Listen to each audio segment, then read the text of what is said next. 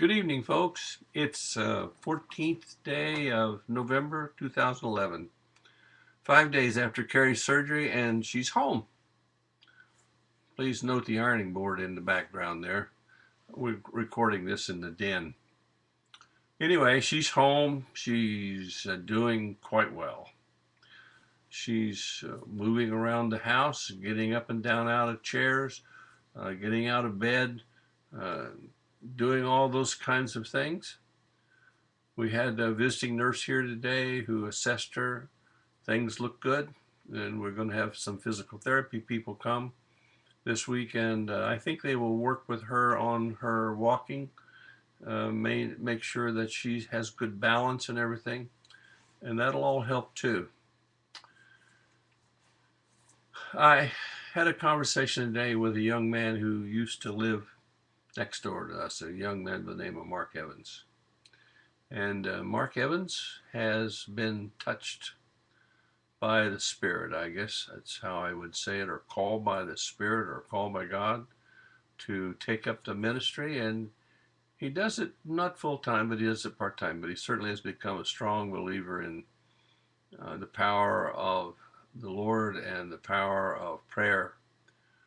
And we had a long discussion about miracles and what creates miracles. And we agree we're living with a miracle every day. And Carrie and I know that much of that is due to the power of prayer, prayers that have gone around the world. It's been very interesting to see how this has happened. I have friends who have children who are in ministries in various parts of the world. I have friends who, or Carrie has friends who know people in other parts of the world, and they've put out the message that Carrie needs prayers. And so there's literally been a around the world prayer chain for Carrie. And they've worked. They have worked. I know that sounds odd coming from me, and people that know me know that I'm not a practicing churchgoer, but I do believe, and so does Carrie, and that's the important part, I think. Anyway, she's doing much, much better, and each day she'll get a little better and a little better. We're enjoying Indian summer here now, so tomorrow we're going to sneak out the door, and maybe we only get to the end of the driveway, but it's a start.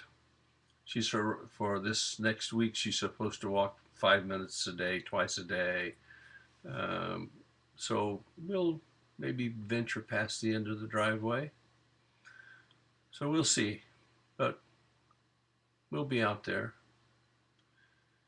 There's another young man whose family still lives here in the neighborhood, a guy by the name of Ben Rubenstein. Ben had a Ewing sarcoma. Ewing sarcoma is a bone cancer, and it's got to be the worst bone cancer there is because it generally gets you. But Ben's alive. Ben has had 3 episodes of cancer, all as a teenager. He's written a book about his trials with this cancer and all the problems that he had and how he set a plan for himself. He set some goals and he set some rules for his life. Things like don't cry, don't feel sorry for yourself, uh, hit it head on, those kinds of things.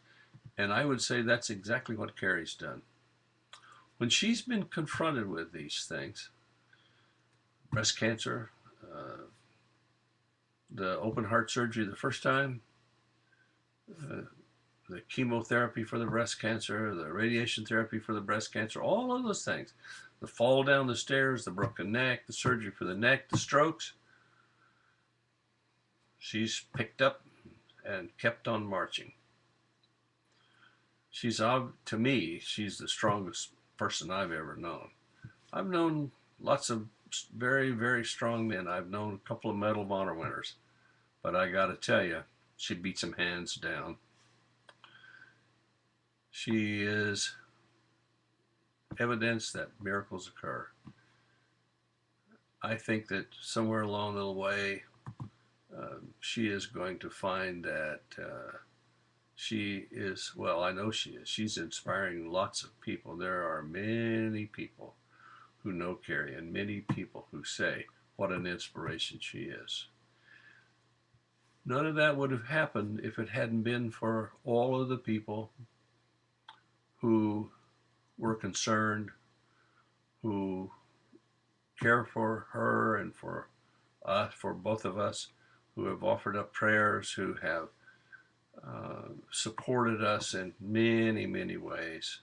Little things like Susan Skiles feeding my cat, uh, Jane and Ray Miller, when Carrie had her broken neck, came up every day and helped me get her out of bed.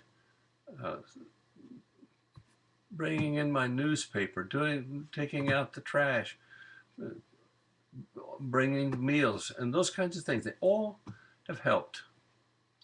And all I can say is thank you. Carrie and I both thank you very, very much.